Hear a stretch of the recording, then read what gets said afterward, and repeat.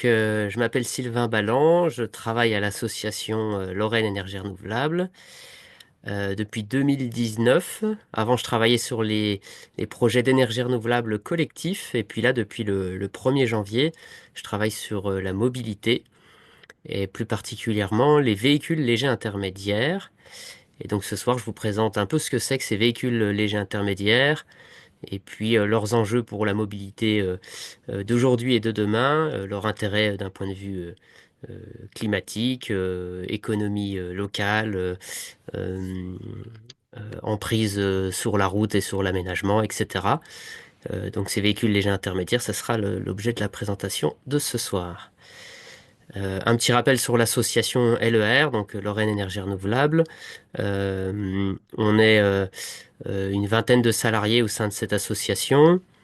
L'objectif de l'association, c'est de faire la promotion des économies d'énergie et des énergies renouvelables. Voilà, les statuts sont, on peut les résumer à ça. Et du coup, le champ des possibles est assez vaste. Il y a une vingtaine d'années, enfin il y a 20 ans précisément, l'association a été créée avec comme première action l'animation de la route des énergies renouvelables, qui est basée sur la communauté de communes de Vesoul-en-Piémont. Et donc, c'est 4 sites d'énergie renouvelable qu'on faisait et qu'on fait toujours visiter. À l'époque, donc, un premier salarié a été créé. Et puis, progressivement, sont venues d'autres missions, très souvent liées à des services publics ou quasi-services publics, hein, comme les espaces info-énergie, qui maintenant s'appellent les conseillers France Rénov'. Vous en avez à la Lec de Nancy, par exemple. Nous, on en a sur des territoires plus ruraux, notamment sur le pays du Lunévillois, le Val-de-Lorraine, etc. Donc ça, c'est une grosse partie de notre équipe, les conseillers France Rénov'. Je crois qu'on est à peu près 9 salariés sur le pôle là, ou 8. Le pôle éducation, donc avec la route des énergies renouvelables, qui s'est étoffé aussi, hein. Au début, un seul salarié il y a 20 ans. Maintenant, c'est 3 salariés sur ce pôle, avec beaucoup d'animations scolaires, beaucoup de visites de sites. Et puis, avec certaines... parfois, on a créé des outils, parfois, ça s'est calmé. Et là, dernièrement, on recrée beaucoup d'outils. On est sur la création, par exemple, on a créé l'outil Sobriété Fresque Parfaite, qui est un outil, un jeu pour travailler sur la sobriété. Euh, et puis là, on travaille en ce moment sur une exposition sur la sobriété également. Donc là, c'est un peu le pôle éducation qui crée du contenu, qui ne fait pas que des animations, ils y créent aussi leur propre contenu. Et puis un pôle qui s'est développé en 2019, quand je suis arrivé, donc en 2019, on a créé le premier poste sur les énergies renouvelables. Et puis maintenant, ils sont sur ce pôle 4 salariés, donc un salarié sur la géothermie, l'animation de la filière en Grand Est. Un salarié, enfin 2 salariés sur les projets citoyens, les projets collectifs d'énergie renouvelable. Par exemple, à Nancy, on a déjà 3 projets citoyens. Il y a Clairvolt à Villers-lès-Nancy. Il y a une coopérative citoyenne qui se lance à Maxéville et puis une qui se lance à Malzéville. Et puis on aura bientôt peut-être des ombrières photovoltaïques sur le Zénith qui seraient citoyennes. En tout cas, dans le cahier des charges, la métropole voudrait qu'il y ait un financement des habitants et de la collectivité en majorité. Et c'est un peu un des leviers qui fait qu'on a un projet citoyen. Mais ça, c'est mon ancien métier qui déborde encore parce que je l'ai quitté depuis 4 mois. Bien sûr, c'est une assoce, donc on a un conseil d'administration, une soixantaine d'adhérents, et puis je passe les détails, mais voilà, en gros, la photo de l'équipe. Et donc récemment, donc la mobilité, on n'y mettait pas les pieds. Récemment, on s'est intéressé au sujet de la mobilité. C'est en 2023 qu'on a découvert un véhicule qui s'appelle le Velio, un véhicule qu'on voit en atelier de fabrication en bas à droite. On le voit pas en photo sur ces diapos-là, mais c'est un véhicule qui a 3 roues, qui a une galerie solaire et qui a 3 places, donc il est vraiment atypique. Et puis il est à fabriquer soi-même en autoconstruction et open source. Donc en 2023, on est tombé dessus, on est tombé amoureux de ce véhicule, on a demandé à l'association qui l'a créé qu'est-ce qu'on pouvait faire pour les aider. Et ils nous ont dit, on arrive au stade où on a rédigé un manuel de montage, mais on a besoin de l'éprouver, on a besoin de le tester grandeur nature. Est-ce que vous voudriez organiser un atelier participatif de fabrication de ce Vélio? Et donc on a organisé ça à Eumenoncourt, une petite commune dans l'est de la Meurthe-et-Moselle, dans la salle communale. On a organisé pendant 5 jours, avec 15 participants venus d'un peu partout en France, la fabrication de 5 Vélios durant une semaine, Et donc c'était une belle aventure. C'était passionnant de tester leur notice de montage et de faire des correctifs, de faire vivre un petit groupe de volontaires pendant une semaine sur ce territoire rural et de fabriquer ces 5 vélios. Et à l'issue de cet atelier, bah, on s'est dit qu'est-ce qu'on en fait de ces vélios? Il y en a certains qui étaient déjà achetés, nous on en avait gardé un.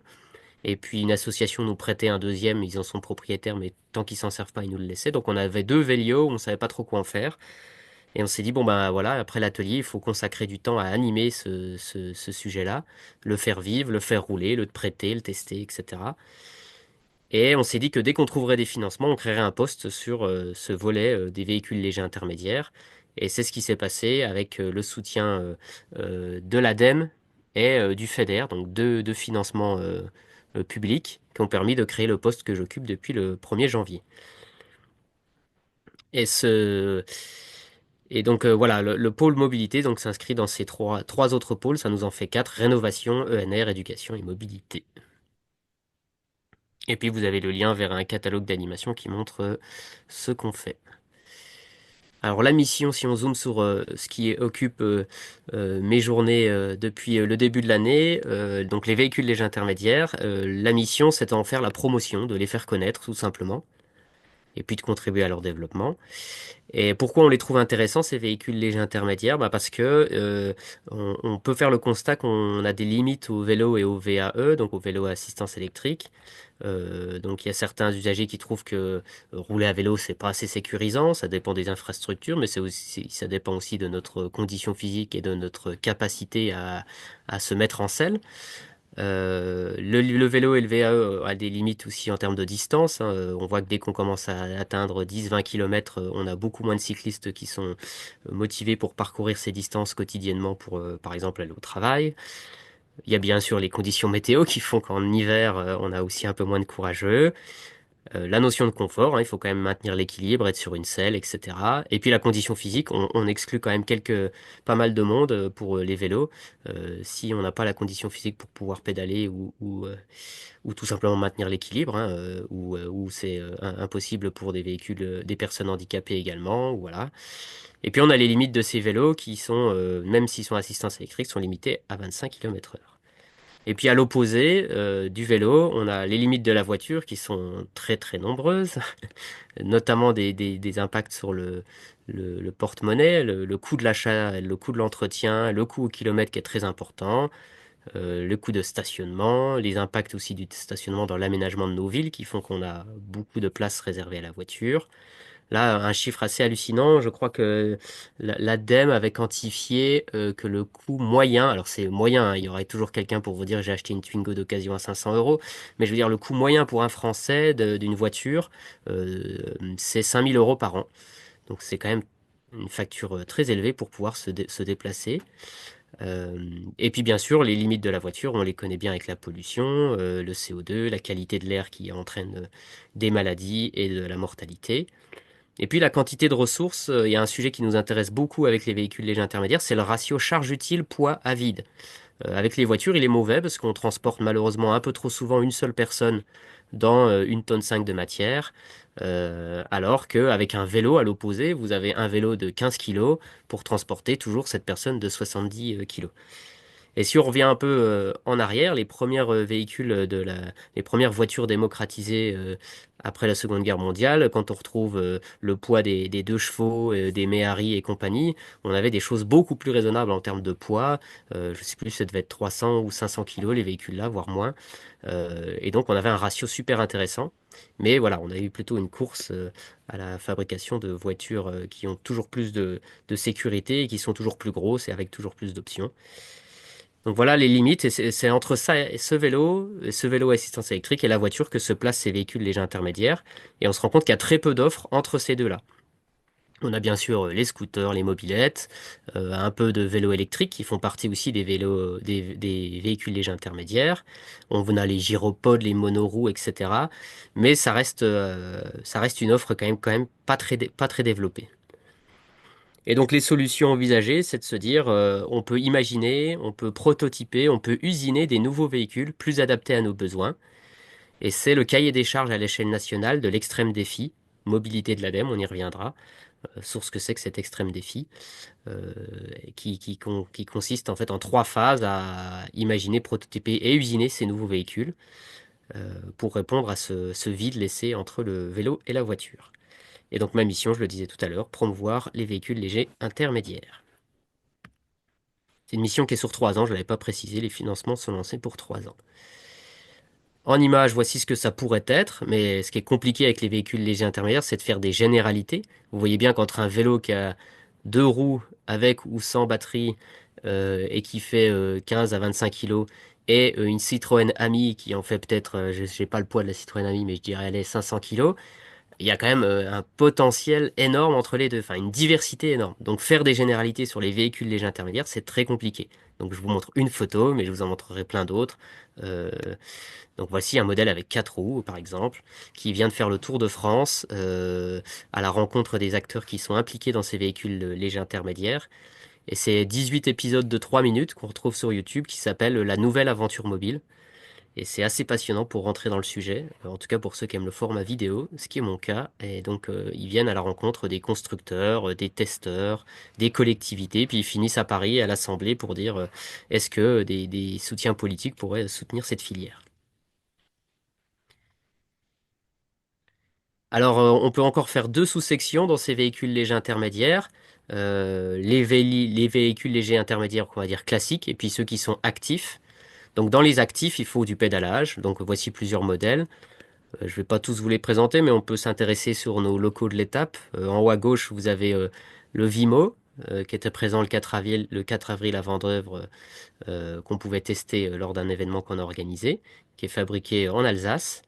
Ils arrivent en septembre à la phase de pré-usinage, donc ils vont fabriquer 5 premiers modèles commercialisés. Je crois que c'est en location longue durée. Donc c'est un vélo électrique, 3 roues, pendulaire, donc qui s'incline dans les virages et qui vous protège de la pluie avec, voilà, c'est une sorte de l'équivalent d'une, on va dire, d'une tente qui échoue à 2 secondes. En gros, c'est quelque chose qui s'installe très rapidement, puis quand vous n'en avez pas besoin, vous le remballez. Et c'est vraiment un véhicule, on va dire un vélo augmenté, parce qu'il propose plein de choses, hein, du stockage, des rangements, il a une alarme intégrée en cas de tentative de vol, etc. Et il vous protège de la pluie. Donc eux, les concepteurs de ce véhicule-là, ils l'ont vraiment fait pour se déplacer en milieu rural, en Alsace, pour se déplacer sur des distances de 5 à 30 km qui correspondent à leur quotidien. Voilà. À droite, encore des Alsaciens, Carbike, cette fois Strasbourg. Donc là, c'est vraiment la volonté des constructeurs. Ils le résument en disant que c'est un vélo à 4 roues, tout simplement. Donc pareil, toujours assistance électrique, 25 km heure, une taille très étroite pour pouvoir passer un peu partout et se faufiler. Et donc la particularité, la différence, on va dire, c'est que celui-là, il a un carénage plus important. Vous voyez la protection contre la pluie. Et surtout, il a 2 places. Donc lui, il a vraiment une version transporter plusieurs personnes. Et ils travaillent sur plusieurs versions, une version 2 passagers, une version plutôt cargo avec un grand emplacement à l'arrière pour transporter du matériel. Donc eux, ils sont en stade plus avancé, hein. Ils sont déjà à la fabrication je crois que c'est une quinzaine de véhicules pour cette année. Puis ils ont déjà des commandes, ils en ont déjà vendu. Ils en testent plusieurs sur des territoires. Il y en a dans le nord de la France, testé à Los Angeles. Il y en a qui sont en cours de tests dans la commune des Mureaux, en Île-de-France. Il y en a qui sont testés, je crois, dans la communauté de communes du Clunisois, etc. Donc eux, ils en sont à un stade vraiment un peu plus avancé. Et puis allez, un dernier qui va se diversifier, le Midi Pile qui est vraiment lui fait pour la livraison du dernier kilomètre, donc plutôt milieu euh, urbain où on va vraiment euh, utiliser une sorte de mini camionnette à pédales qui sera beaucoup moins lourde qu'une camionnette classique et qui vous transporte l'équivalent d'une palette. Voilà. Je m'arrête là parce que sinon, si je vous détaille tous les véhicules, je vais grignoter le temps qu'on a prévu.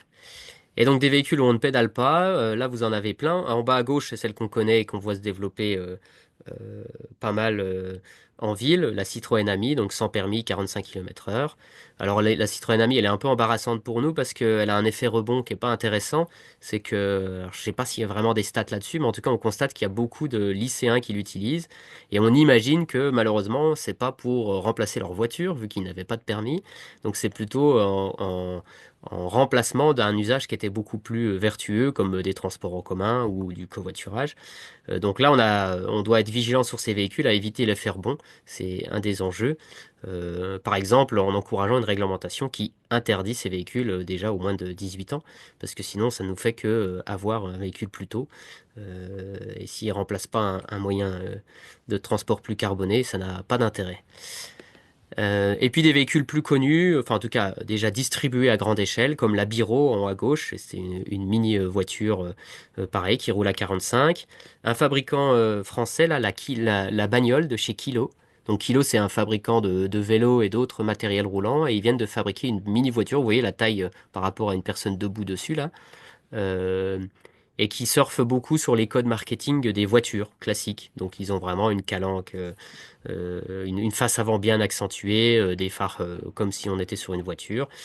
Donc en tout cas, le design est très proche des voitures euh, pour ne pas trop dépayser tout le monde. Mais par contre, on est sur des véhicules ultra faciles à réparer, avec un poids de toujours dans les 400 kilos, etc.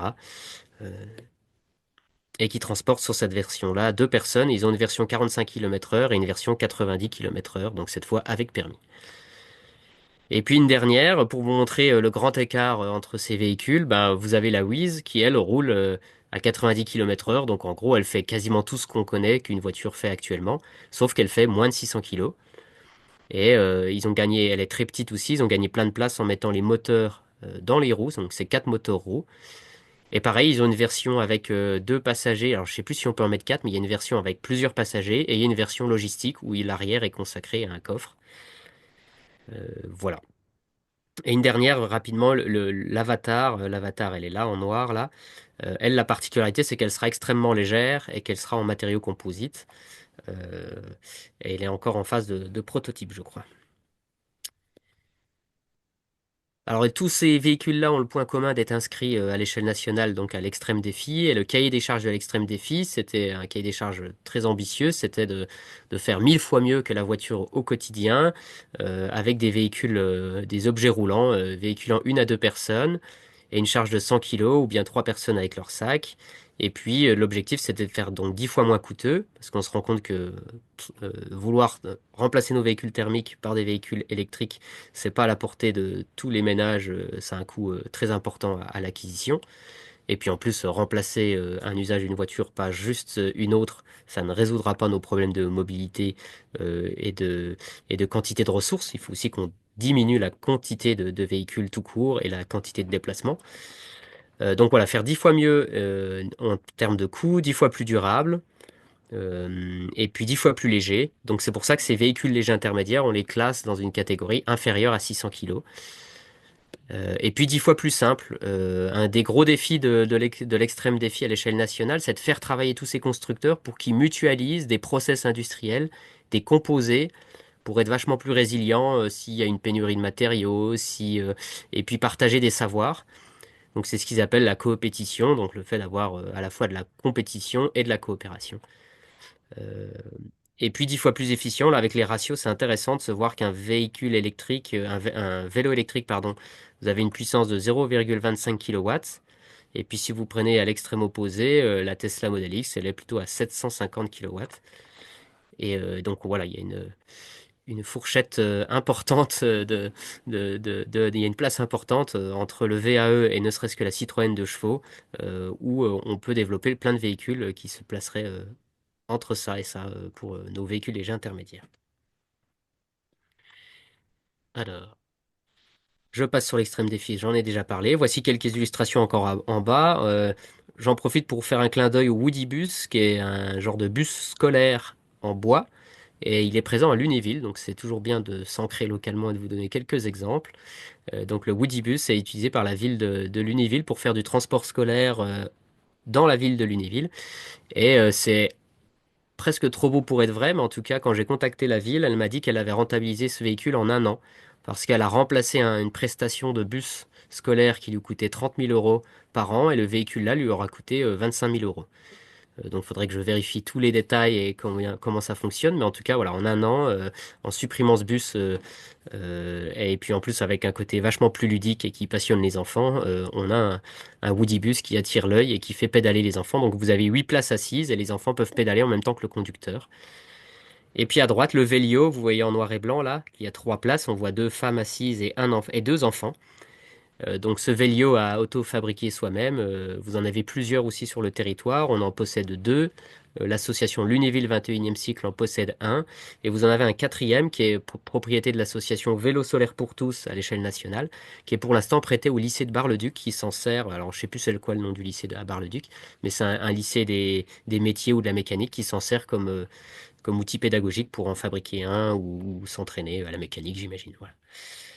Donc c'est aussi des supports de travail pour les écoles de design, pour les universités, pour de la recherche sociologique, etc. On a par exemple à La Marche une recherche sociologique avec une socio-anthropologue qui travaille dans une commune rurale à cartographier les déplacements des habitants en milieux ruraux et elle essaye de définir les conditions favorables à l'émergence de la pratique de ces véhicules légers intermédiaires. Donc en gros, quels seraient les ingrédients qui font que, même en milieu rural, on pourrait se passer d'une deuxième véhicule, d'une deuxième voiture dans un foyer ou carrément de la première voiture dans un foyer.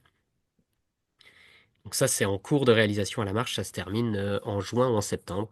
Je vous invite d'ailleurs à l'événement de clôture qui aura lieu le 28 juin à La Marche. Si ça vous intéresse, vous êtes les bienvenus. Et le festival à Lunéville, avec ce Vélio et plein d'autres modèles, il y a un festival à Lunéville qui a lieu les 7 et 8 juin, si je ne me trompe pas. De toute façon, c'est un week-end, donc vous pourrez vérifier. Si je dis pas de bêtises. Et donc c'est un festival où on fait tester ces véhicules durant 2 jours et on essaye de faire venir une dizaine, voire une vingtaine de constructeurs pour avoir une panoplie de véhicules à tester. Ce qui est intéressant aussi, c'est de les expérimenter, ces véhicules, vu que c'est un peu dans l'inconnu qu'on avance et en fait, les constructeurs sont un peu embarrassés parce que quand vous construisez un véhicule, vous faites une étude de marché. Mais ces véhicules légers intermédiaires, bah, vu qu'ils n'existent pas, on a du mal à étudier le marché. Donc pour l'instant, ce qui est en place depuis 2024 et qui continue en 2025, c'est des expérimentations dans les territoires. On fait tester ces véhicules pour principalement 2 raisons. Premièrement, c'est faire des retours aux constructeurs en disant bah là c'est pratique, là c'est pas pratique, il démarre bien, j'ai des soucis, je sais pas quoi dans les virages, j'ai manque, il y a certains véhicules qui ont un rayon de braquage faible, donc des fois ça ne correspond pas à certains usages. Donc en fait, on va avoir des retours pour les constructeurs qui sont précieux afin qu'ils peaufinent leurs prototypes. Et puis, le deuxième angle d'attaque, c'est de définir des cas d'usage. Donc, on prête ces véhicules-là. Enfin, c'est pas moi, hein, c'est l'extrême défi. Donc, à l'échelle nationale, c'est l'ADEME et la Fabrique des mobilités qui proposent ces véhicules durant des expérimentations. Et définir des cas d'usage, c'est de se dire, bah, ce véhicule-là, dans ce cas-là, est parfaitement adapté ou pas. Par exemple, la Wiz, elle a été testée avec la Biro et je ne sais plus quel troisième véhicule auprès d'assistantes à domicile qui s'arrêtent régulièrement et qui vont aider une personne à domicile et qui repartent. Et donc ces professionnels ont dit bah nous ça correspond parfaitement à nos besoins parce qu'on gare un véhicule beaucoup plus petit et facilement. Au kilomètre ça nous coûte moins cher. Et vu l'autonomie qu'on a pour notre quotidien, on fait plein de petits arrêts, l'autonomie n'est pas un problème. Donc voilà un cas d'usage où on dit bah voilà dans les professions là ça va très bien. Bien sûr, le Woodybus, ça sera du transport scolaire, donc il a été testé dans des communes qui, une fois l'avoir testé, ont dit bah nous on l'achète maintenant, on est convaincus. Il y en a certaines, il y a une collectivité, alors je crois que c'est le Tressin en haut de la carte là, qui l'a fait tester aux parents en disant la mairie euh, propose cette expérimentation mais ne conduit pas le véhicule. Je crois que c'est une petite mairie qui ne doit pas avoir les services nécessaires. Elle a proposé aux parents, plutôt que chacun dépose individuellement son enfant, qu'il y ait une rotation entre les parents pour conduire ce véhicule. Ce qui fait que quand on est parent, bah, on transporte notre enfant une fois tous les 8 jours, à la place de une fois tous les jours, vu qu'il y a 8 enfants. Et donc avec les rotations là, les parents ont été convaincus et la mairie a dit, bon, bah, j'en achète un et on continue la pratique. Donc on peut imaginer plein d'autres cas de pratique, hein. Bien sûr des pratiques logistiques avec le dernier kilomètre, on peut envisager des pratiques touristiques, prêter ces véhicules-là dans des campings, etc. pour faire du tourisme. On peut envisager du domicile-travail, un employeur qui pourrait dire, bah, moi je propose une flotte de véhicules à mes salariés plutôt qu'ils viennent avec leur voiture individuelle, etc. Voilà l'expérimentation qui était avec les auxiliaires de vie. Je passe, il y aura un lien vidéo s'il y a besoin. De toute façon, tout ça se retrouve sur la nouvelle aventure mobile, les vidéos. On a aussi tout un écosystème pour travailler sur ces véhicules. On s'intéresse aux infrastructures. Tester ces véhicules nous pose aussi la question des infrastructures. Est-ce qu'on va rouler sur une départementale ou une piste cyclable? Est-ce qu'il y a des tronçons à éviter ou pas?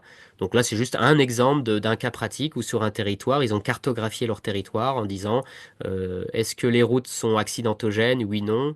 En tout cas, il y a un degré d'accident sur ces routes-là. Est-ce que la vitesse, à combien est la vitesse réglementée? À combien est la vitesse réelle qu'on peut constater? Euh, Est-ce que on a une chaussée de qualité ou pas? Et avec toutes ces données-là, ils ont pu définir des itinéraires conseillés. Donc vous les voyez notamment en vert clair et en vert foncé, c'est les scores qui sont les plus intéressants et que quand on utilise certains véhicules légers intermédiaires, on va privilégier certaines routes. Mais ça dépendra aussi de chaque modèle. Forcément, avec une Wiz qui roule à 90, vous êtes au milieu des voitures, vous passez inaperçu. Par contre, si vous utilisez le Velio qui roule à 25, vous avez peut-être pas envie de passer sur une départementale la plus fréquentée de votre territoire, euh, ce qui pourrait donner une sensation d'insécurité. Voilà, je m'arrête là et puis on peut discuter. Donc voici mes coordonnées. Vous avez le lien vers le site de l'Extrême Défi. Et puis, je l'ai pas dit, il y a une quarantaine, une cinquantaine de constructeurs de véhicules qui sont à des stades différents d'avancée. Et puis, je parlais des événements, donc à noter principalement. Alors, si pour les passionnés, il y a le Spezi en Allemagne là qui a lieu dans 10 jours, mais on sera plutôt assez pris ici avec l'événement ici en Agie. Mais en tout cas, voilà, c'est un gros festival en Allemagne sur des véhicules spéciaux, ça s'appelle le Spezi. J'ai cité la marche le 28 juin, j'ai cité à Lunéville le festival les 7 et 8 juin. Et ce week-end, il y aura aussi un Vélio à Relange Bio, un festival sur l'agriculture bio dans les Vosges. Et je crois que j'ai fait le tour des événements. Eh ben, on peut échanger si vous voulez sur. Merci, Monsieur Balland. Moi, j'avais je vais résumer finalement en une seule question. Euh, En fait, votre descriptif de Sévéli marque une certaine hétérogénéité, en particulier au niveau de la vitesse. Hein, ça va de 25 à 90 km/h. Donc, euh, ma première question concerne comment le code de la route définit ces modèles différemment, évidemment, en fonction de leur vitesse maximale. Et ce qui me choque le plus, finalement, c'est le 25. Le 25, on le connaît sur les VAE, mais la majorité de nos villes passent à 30. Pourquoi? Donc, pour s'insérer facilement dans la circulation, pourquoi pas aller de 25 à 30 sur le plan législatif? Ce serait pas grand-chose et peut-être que ça favoriserait cette insertion. Oui. C'est une euh, question. Oui, alors d'abord une anecdote je l'ai entendue à Laval. À Laval, il y avait le congrès national enfin le salon national des véhicules légers intermédiaires. Il y a quelqu'un qui a dit, bah, c'est dommage pour la norme qu'on puisse pas euh, adapter le véhicule à la norme où on est en train de rouler. Par exemple, il citait un vélo développé par BMW qui en gros a un système de géolocalisation. Et en gros, quand vous êtes à la campagne, le vélo est en gros totalement débridé, il peut vous pousser à Mhm. 50 km/h, et vous arrivez en ville, hop, il se bride et il repasse à 25, ce qui permet à la fois d'avoir les avantages du vélo électrique, plus les avantages du speed bike, qui est un type de vélo qu'on a le droit Oui, tout à sur lequel fait. on a le droit d'aller à 45, mais qui est très peu développé, parce que il faut une plaque d'immatriculation, une assurance, un casque homologué, etc. Donc en France, pour l'instant, on le voit assez peu se développer, ce speed elect. Donc voilà, l'anecdote, c'est de se dire, tiens, ça serait top d'avoir aussi une réglementation qui s'adapte à l'endroit où on roule, parce que c'est sûr que rouler à 50 avec un vélo en ville, c'est quand même pas raisonnable. Mais par contre, sur une départementale, on aimerait bien quand même pouvoir aller plus vite. Et après, sur les autres normes, il faut savoir qu'il y a beaucoup de constructeurs qui, pour éviter les flous réglementaires, alors on a une réglementation qui, pour faire court, est plutôt inadaptée à ces véhicules. Donc il y a un gros combat et un lobbying et un plaidoyer à l'échelle nationale et même européen avec la LEVI, je crois, la LEV, ça doit être l'acronyme de véhicules légers intermédiaires hein, en anglais, qui mène un combat pour harmoniser un peu les règles européennes et puis encourager ces véhicules intermédiaires. On l'a aussi à l'échelle nationale, on est d'ailleurs adhérent de l'association AVELI, donc l'association des véhicules légers intermédiaires. Et pour faire simple, enfin, ou pour essayer de résumer, un sujet que je ne maîtrise pas, mais en tout cas, il y a beaucoup de constructeurs qui se limitent à 25 km/h en faisant tout pour passer dans la catégorie des VAE. Donc en termes de largeur, on essaye d'être étroit, comme ça on va pouvoir être sur des pistes cyclables. En termes de nombre de roues, on va éviter de dépasser trois roues, parce que dès qu'on est un quadricycle, Oh, on va être souvent privé des pistes cyclables, même si c'est aberrant, parce que c'est pas le nombre de roues qui pose problème, c'est le poids, la vitesse la et largeur. l'emplacement. Et la Ouais. largeur, voilà. Donc il y a des aberrations comme ça. Mm. Et puis pareil, je veux apprendre avec des pincettes parce que je ne maîtrise pas est-ce que c'est vraiment 4 roues, 3 roues, est-ce le nombre de personnes. Voilà. En tout cas, il y a une cartographie qui a été réalisée pour les vélos cargo. C'est le CEREMA, je crois, qui l'a fait avec plusieurs acteurs. Dans un webinaire, ils expliquent qu'en fait, en Europe, il y a plein de choses diverses. Des fois, on limite en fonction du nombre de passagers. On vous interdit d'être sur une piste cyclable si vous êtes plus de deux passagers, etc. En tout cas, nous, c'est sûr que sur le 25 km/h, c'est un angle pris par beaucoup de constructeurs. Dès qu'on passe à 45, en principe, on n'a plus le droit aux pistes cyclables. Euh, et après, il y a des catégories que je connais mal, mais on parle de L6, L7, ça doit être des questions de taille et de poids. Et ça entraîne des homologations. Et par exemple, le véhicule qui a fait le Tour de France, là, le QBX Soréane, il s'appelle, qui a fait 4000 km, lui, il est à 45 km/h, il est protégé de la pluie. Nous, c'est un véhicule qu'on aime beaucoup dans notre association parce qu'on est aussi attaché à proposer ces véhicules au milieu rural. Et en milieu rural, on a du mal à envisager des longues distances si on roule avec un vélo électrique à 25 km/h. Donc ce modèle nous plaît bien. Mais c'est des parcours du combattant pour les constructeurs pour les faire homologuer. Pour l'instant, ils sont nombreux sont ceux qui sont dans ces phases d'homologation avec des coûts exorbitants d'homologation. Et puis dès que vous changez, je dis n'importe quoi, mais une rondelle sur votre vélo parce qu'une expérimentation vous nous a montré qu'il fallait changer le clip là, le machin, vous êtes obligé de repasser une homologation. Et pareil, c'est des chiffres vraiment à la louche, mais j'ai entendu auprès de constructeurs que le coût d'une homologation était dans les coins de 30 000 euros. Donc pour des équipes de constructeurs qui sont l'équivalent de trois amis dans un garage qui fabrique ça, c'est pas pareil que Renault qui sort une Twizy ou une Citroën Ami. C'est pas du tout les mêmes échelles de travail, quoi. Ben, merci.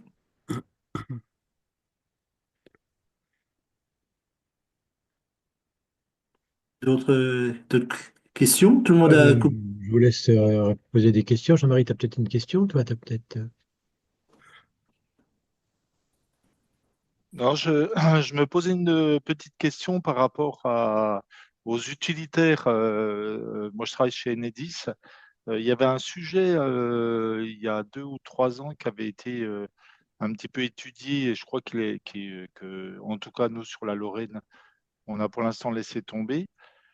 Et puis, c'était lié aussi à la mise en place des ZFE, c'est d'avoir un véhicule léger, mais qui soit un véhicule utilitaire. C'est-à-dire un technicien en fait avec des outils qui puissent se garer facilement en ville avec alors le volume des outils, je sais plus ce qu'on avait dans le cahier des charges, mais Hmm. quelque chose qui tient dans, je sais pas, une surface de allez, 50 cm par 50 cm par 1 mètre, grosso modo, quoi.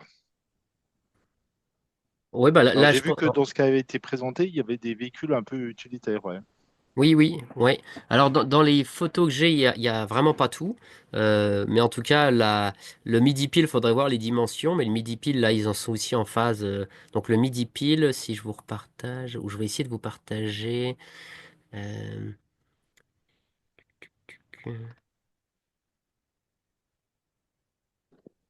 Par contre, le midi pile, alors je me Oula. souviens pas, mais c'était motorisé, hein.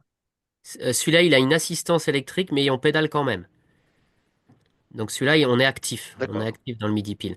Donc là, il y a une grande capacité de stockage à l'arrière. Et on a une place à l'avant, il est très étroit.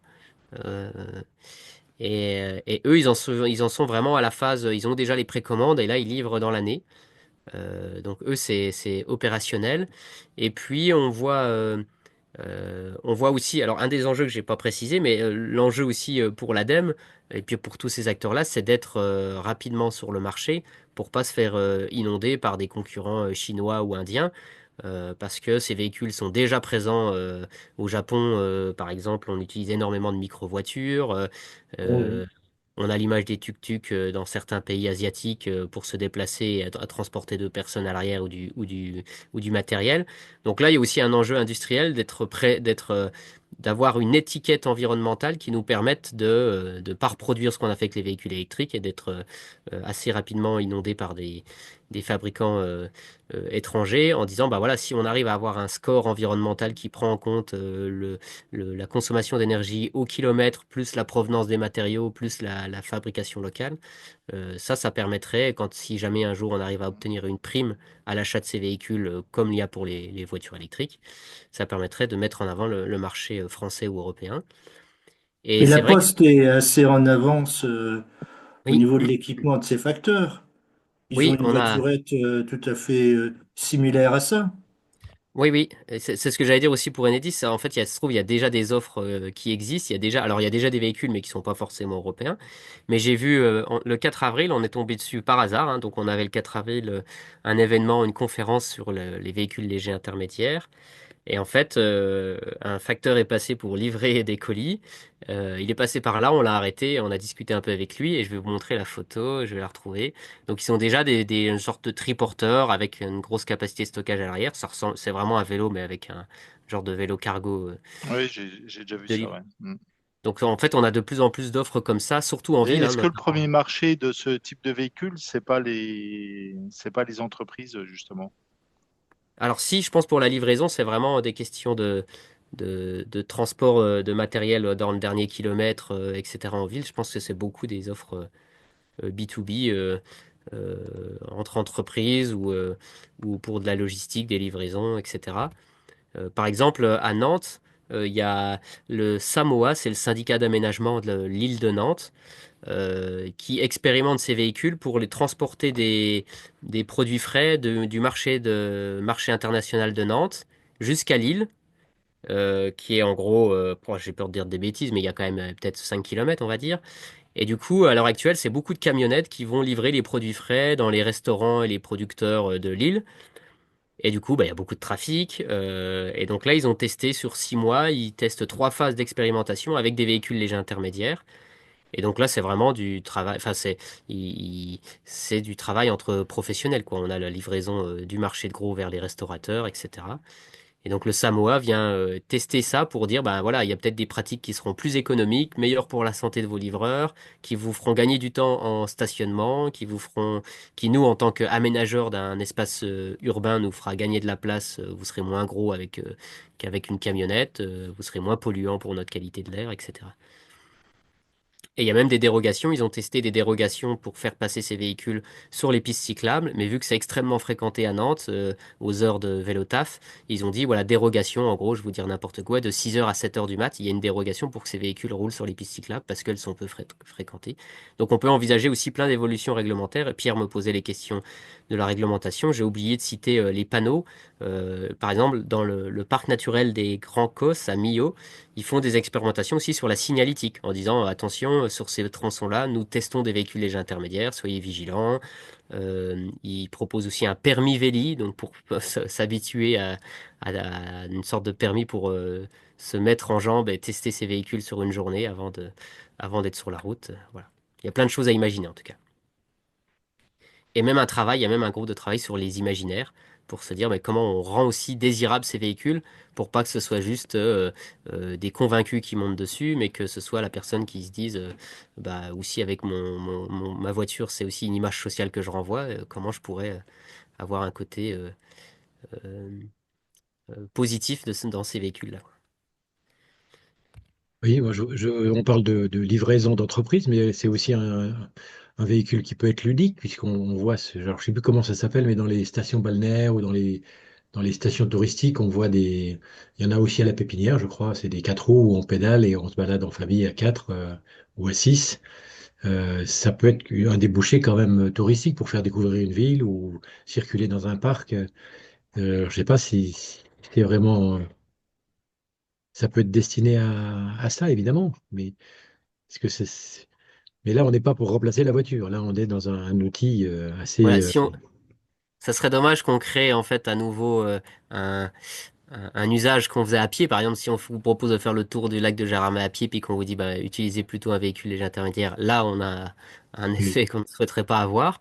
oui, Par contre, si on remplace par exemple des locations de voitures en sortant d'un camping pour aller visiter le territoire adjacent, enfin en tout cas voilà, on peut faire de la location de véhicules légers intermédiaires, sachant que ces touristes-là, ils vont se balader, aller chercher le pain, aller à l'office de tourisme, partir au lac à côté. Là, on a des intérêts évidents parce qu'on va remplacer une flotte de véhicules thermiques ou électriques en location qui fait une tonne 5. ah oui. Mais alors, ma question, moi, elle était plutôt sur la sécurité. Alors, la sécurité, mais quand on dépose son véhicule en ville et qu'on va faire une course ou on a un rendez-vous chez le coiffeur, ça s'accroche à une barre comme un vélo à une barre, ou bien ça se met simplement sur la voie publique et puis avec le risque qu'il soit, comme c'est des véhicules légers, ils peuvent Oui, disparaître. Ou alors, il y a des oui, oui. objets accessibles puisqu'il n'y a pas de carrosserie. Donc moi, je sens, c'est là que je sens pas du tout le véhicule en ville. Autant à la campagne, on peut faire l'impasse, mais Ouais, en ville, t'as autant de réponses que de véhicules, hein. Par exemple, celui à gauche, là, il fait 15 kilos, hein. On peut partir avec, c'est clair. Donc, si tu l'attaches pas, là, c'est le Mosquito. S'il est en bois, pareil, auto-fabriqué soi-même. Euh, tu peux les faire et plus puis grosses, celui-là, mais tu peux les faire plus grosses parce qu'on les voit pas vraiment là sur notre écran. Excuse-moi. Tu peux les photos là, parce que là, j'ai zoomé, non? Vous voyez pas? non, pas du tout. Là, tu dois pas être sur le même écran parce que nous, on voit que ce Ah, que tu ok. peux, on voit Tac. que ce qui est Alors, sur, tac.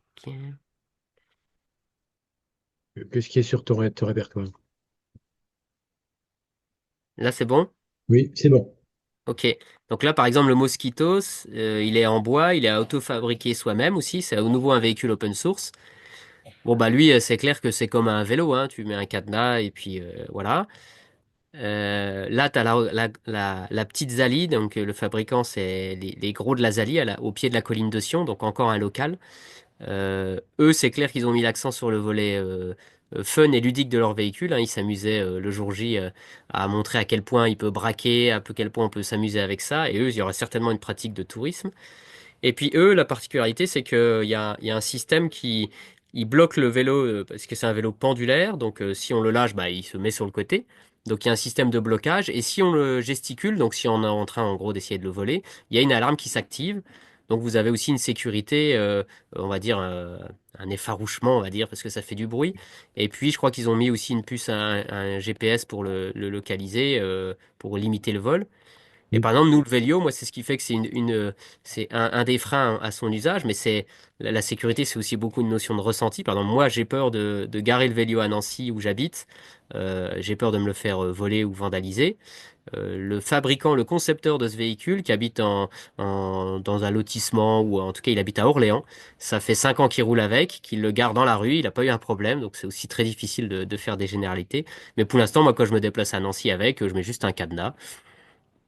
Mais c'est clair qu'il y a des enjeux de sécurisation de ces véhicules, comme pour un vélo. Et puis à l'inverse, Paul, tout à l'heure, on montrait la Wiz. Bah là, c'est une voiture classique avec une fermeture centralisée. Bon, bah, c'est comme une voiture. Donc oui, chaque modèle aura sa propre problématique. Où est-ce qu'il se gare, comment il se sécurise. Euh, En tout cas, moi, voilà, c'est vrai qu'en ce moment, c'est vrai que c'est un des freins qui fait que je l'ai pas tout. Pour l'instant, il est soit à Blamont, à notre siège social, dans un garage, en attendant les animations, soit je l'avais quelques mois, je l'avais gardé à Nancy, mais vu que j'avais pas de garage, je l'avais stationné dans le jardin des voisins. Mais quand ils ont eu besoin de leur jardin, eh ben, j'ai ramené mon Vélio dans le garage de notre association qui est à Blamont. Donc chaque véhicule aura son particularité. Après, je pense que le Vélio, là, je vais le récupérer parce que j'aimerais bien l'amener à ici on agit dans 10 jours, essayer de le placer, je sais pas où, sur un parking ou pour les curieux qui voudraient poser des questions. Et je pense qu'après, je vais quand même le stationner dans Nancy avec un antivol tout simplement. Je pense D'accord, pas qu'il y a, maintenant, je crois pas trop au risque de vol, mais par contre au vandalisme peut-être. Voilà. Parce que le vol, il faut quand même savoir ce que c'est que ce véhicule et comment on va le revendre. Enfin, il y a aussi une perspective de dire qu'est-ce que j'en fais si je le vole. C'est tellement atypique que quand ils seront en monnaie courante, ça sera un gros enjeu. À l'heure actuelle, je pense que ça n'est pas trop.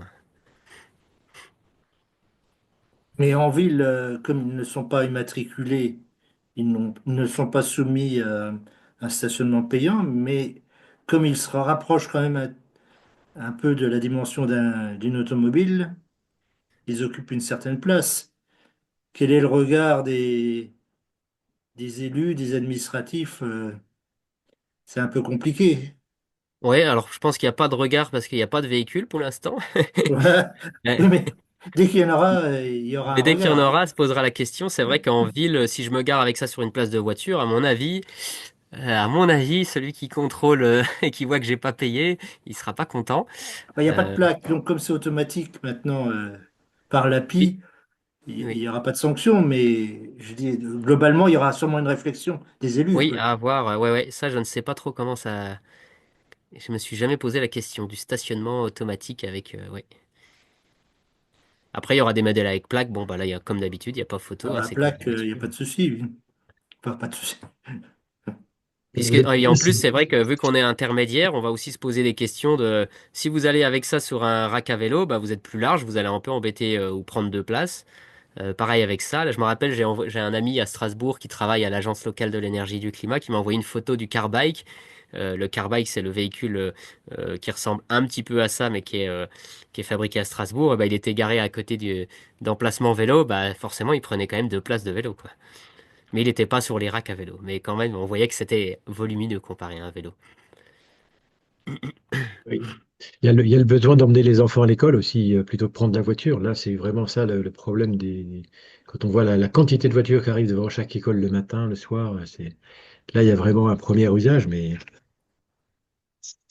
voilà, après, il faut convaincre, il faut aider les gens à investir aussi, peut-être, hein. C'est plus cher qu'un vélo avec deux sièges dessus, hein. On en voit en ville, hein, qui circulent avec deux enfants, hein. Il y a deux sièges, Oui, hein. on a C'est aussi un véhicule qui est pas mal là, qui a été sorti euh, par une usine française. Il s'appelle le Formidable. Je vais vous le montrer. Hop.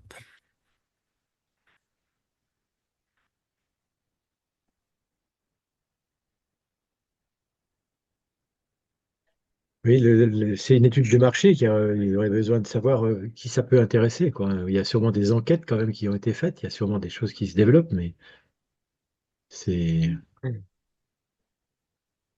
on voit Donc que là, c'est, on est encore sur un vélo vraiment en plus, parce qu'à la fois vous avez le vélo cargo à l'avant et à la fois une place adulte à l'arrière ou une place enfant. Donc là, on peut mettre 2 adultes et 2 enfants, alors tout petits enfants. ah oui. Là, on est vraiment sur des Ouais, gros, moi, quand j'en gros vois vélos. dans tous ces véhicules-là, dans tous les vélos, j'ai très peur pour les enfants, hein, parce qu'en cas d'accident, là, tout le monde s'envole, hein. C'est quand même, Oui, oui. il y a quand même, j'espère qu'il n'y a pas trop de dégâts, hein, dans les statistiques, parce que même ce qu'on voit en ville aujourd'hui, hein, les gamins, ils sont Mm. pas protégés du tout. Là, ils sont en première ligne.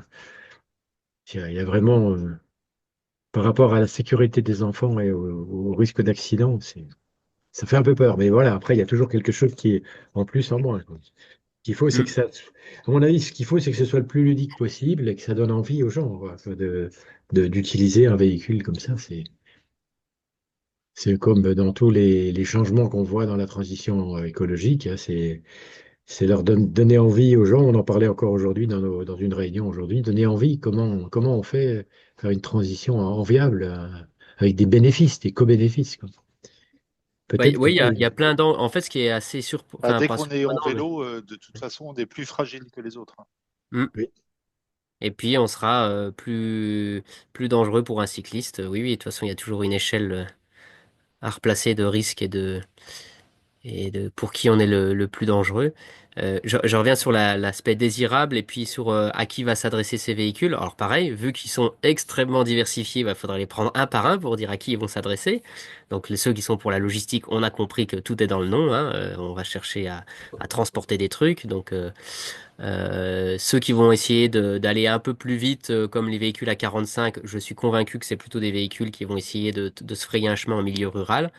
Euh, Surtout avec une position assise où on n'a pas besoin d'être comme sur une selle où on a une sorte comme un fauteuil quoi. Une position semi-allongée, donc on va aussi avoir des notions d'équilibre qu'on n'aura pas avec le vélo. Euh, on a aussi des leviers intéressants. Alors il y a beaucoup de choses sur c'est un sujet que je creuse en ce moment. Je me forme à la mobilité sociale solidaire et inclusive. Euh, donc là, il y a aussi le fait que beaucoup de Français, 15 millions de Français sont concernés par ce qu'on appelle la précarité mobilité. Donc on a aussi des enjeux de se dire, bah, à l'heure actuelle, il y a déjà beaucoup de gens qui refusent, enfin qui ne peuvent pas se déplacer pour des questions d'accès à des services ou d'achat d'un véhicule ou de coût du carburant. Donc il y a aussi des notions de droit en fait à se déplacer et de liberté à se déplacer. Donc avec ces véhicules, on pourrait se dire que vu qu'ils sont moins chers, peut-être qu'on va pouvoir mener des actions dans ce sens-là. Par exemple, il y a Famille Rurale qui est tombé, on va dire, amoureux du vélo. En tout cas, il y a une association Famille Rurale qu'on a fabriqué je ne sais plus où. Il y a une vidéo qui explique ça. Et ils s'en servent pour transporter les, les, les résidents d'un EHPAD qui sont très peu souvent en sortie. Et donc là, avec le Vélio, ils ont pu mettre deux personnes de l'EHPAD dessus, un accompagnateur, et ils font des sorties dans le village, etc. Donc ça a permis de créer un atelier de fabrication avec des habitants du coin, donc faire un peu d'intergénérationnel, et puis d'avoir un véhicule pas trop cher pour à mutualiser avec l'EHPAD, la mairie, etc. Et donc on va en fait pouvoir mailler ces véhicules avec plein de choses qu'on doit faire ou qu'on devrait faire sur la mobilité. Donc ils vont envisager des véhicules légers intermédiaires en autopartage, en covoiturage, euh, à fabriquer localement, à réparer localement. Donc il va aussi falloir s'intéresser à la filière économique des gens qui vont pouvoir entretenir ces véhicules. Ça devient, j'allais dire un autre métier, non, un garagiste il saura en principe faire, mais en tout cas vu que l'objectif aussi de ces véhicules, c'est qu'ils soient beaucoup plus réparables, l'objectif, c'est aussi de créer de l'emploi, ou en tout cas d'éviter une chute de nos emplois liée au fait que bah, notre industrie automobile ne va pas bien, que beaucoup de pièces dans nos véhicules, on ne sait pas les réparer, donc on les envoie ailleurs ou on les change, et donc on perd cet emploi-là. Donc on peut très bien aussi envisager des partenariats avec les garagistes locaux en disant, bah voilà, on teste une flotte de 10 véhicules, vous occupez de la maintenance, la mairie cofinance la chose, c'est en autopartage, comme ça on prend pas trop de risques, hein, ça évite de se dire, ah, il faut que je dépense 7 000 € pour avoir changé, pour acheter un véhicule, alors que je l'ai jamais trop testé, je sais pas s'il correspond à mes besoins. Là, quand vous les mutualisez, en tout cas au démarrage, c'est vraiment comme ça qu'on arrive à convaincre les gens en les faisant tester. L'association INVD, donc Association Innovation Véhicule Doux à Millau, fait ça en fait. Ils ont juste une flotte de 10-20 véhicules et ils les font tester sur un mois et les gens ensuite se disent bon bah c'est cool ou pas, j'achète ou j'achète pas. Mais il y a eu le témoignage de Isabelle Anifi là, qui disait dans les Vosges qu'elle avait été contactée par le garagiste voiture qui voulait regarder de près ces choses-là pour pourquoi pas être le garagiste aussi des vélis sur le territoire. Donc ça Oui. montre bien il y aura un marché, ça sera peut-être qu'un marché de niche, mais il y a un marché. Et puis il y a le groupement qu'ils ont créé là, les fabricants, je ne sais plus comment ils s'appellent là. L'association Aveli, oui, l'association Avel. des véhicules légers intermédiaires, oui. Voilà. Oui, Là, oui, où ils ont sorti une étude où, en gros, alors bien sûr, c'est aussi du lobbying, hein, mais qui montre à quel point on pourrait remplacer la flotte de voitures en France. Alors, pareil, je vais vous dire des chiffres au pif parce que j'ai pas envie de vous laisser sans ordre de grandeur, mais ils disaient, bah voilà, nous, à l'horizon 2000, alors 3, puis ils mettent pas la suite, à nous de compléter la case. Ils disent, on pourrait remplacer un tiers de la flotte de voitures en France par des véhicules légers intermédiaires. Parce que la plupart de nos usages sont complètement disproportionnés. La plupart de nos usages, c'est faire 5 à 20 km, ce qu'on peut très bien faire avec un véhicule intermédiaire, et louer une voiture quand on va en vacances en Bretagne ou dans le sud, et que là, on a besoin de faire 600 km ou 800 km. Quand bien Hmm. même, on pourrait prendre le train aussi, mais bon, voilà, ça, c'est un autre sujet. Mais en tout cas, voilà, avoir vraiment un besoin, enfin, un véhicule adapté à nos besoins. Et ça, le problème, c'est que vu que la voiture sait tout faire, eh ben, on la prend tout le temps. Alors qu'en fait, on devrait l'utiliser que quand elle est pertinente. Et donc, mais je trouve à Mio, c'est bien parce qu'ils ont des propos où ils disent le but, c'est pas de faire la guerre à la voiture, c'est de l'utiliser quand elle est pertinente. Et ça, c'est un bon moyen de commencer la discussion avec les automobilistes. Bon, mais c'était Très intéressant. bien. Ça, Oui, c'est... oui. Honnêtement, oui, oui, c'est une ouverture à prendre en compte dans cette transition énergétique.